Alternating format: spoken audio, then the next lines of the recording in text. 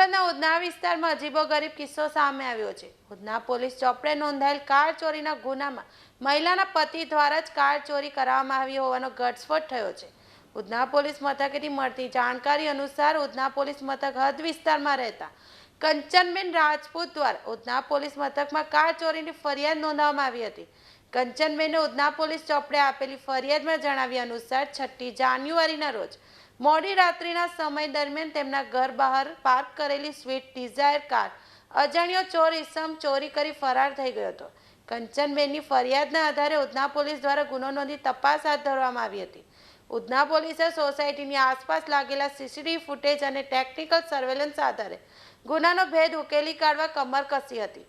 દરમિયાન પોલીસ તપાસમાં કારની ચોરી કોઈ અજાણ્યા ચોર શખ્સે નહીં પરંતુ મહિલાના પતિ દ્વારા ચોરી કરવામાં આવી હોવાનો ખુલાસો થયો હતો।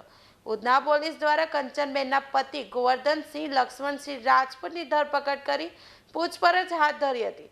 જે પોલીસ પૂછપરછમાં આરોપીએ જણાવ્યું હતું કે પોતાના માથે દેવું થઈ જવાના કારણે પોતે આ કાર તેના મિત્ર ઇકબાલ પઠાણ પાસે ચોરી કરાવી હતી, જે માટે ઇકબાલ પઠાણને કારની ચાવી પણ પોતે આપી હતી। વાહનો પર મોર્ગેજ લોન લેવામાં આવી હતી, જેના કારણે દેવું થઈ જતા તે લોનની ભરપાઈ કરી શકતો ન હતો, જેથી કાર ચોરીનો પ્લાન બનાવ્યો હોવાની હકીકત પોલીસને જણાવી હતી। જ્યાં ઉધના પોલીસે આરોપી પાસેથી ચોરી કરેલ કાર પણ કબજે લઈ ફરાર મિત્રની શોધખોળ હાથ ધરી છે।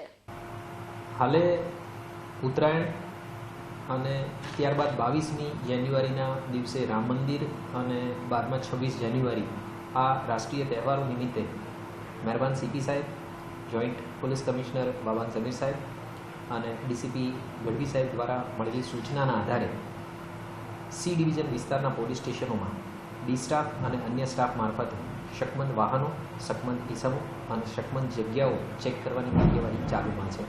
આ દરમિયાન ગઈકાલે એક ફરિયાદી નામે કંચનબેન ગોવર્ધનસિંહ રાજપૂત એમણે એવું જાહેર કરેલું કે એમની સ્વિફ્ટ ડિઝાયર કાર જે છે એ 6મી તારીખે રાત્રે 11 વાગ્યાથી 7મી તારીખના સવારના 4:30ની વચ્ચે એમના ઘર પાસેથી ચોરાઈ ગયેલ છે।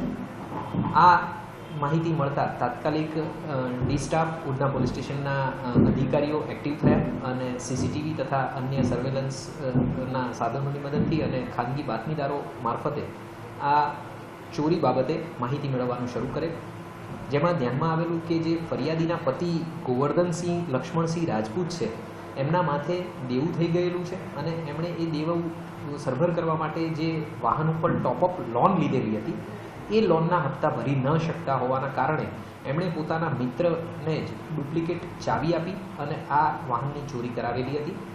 તાત્કાલિક ધોરણે સર્વેલન્સ સ્ટાફે આ જે મુખ્ય આરોપી છે જે ફરિયાદીના પતિ જ છે ગોવર્ધનસિંહ રાજપૂત એને જે ચોરાયેલી કાર છે એની સાથે અટક કરેલો છે અને એમના જે મિત્ર છે જેણે આ ચોરી કરાવેલી હતી જેનું નામ ઇકબાલ ખાન પઠાણ છે એની અત્યારે હાલ શોધ ચાલુ છે અને આ રીતે આ ગુનો ડિટેક્ટ કરવામાં આવેલો છે।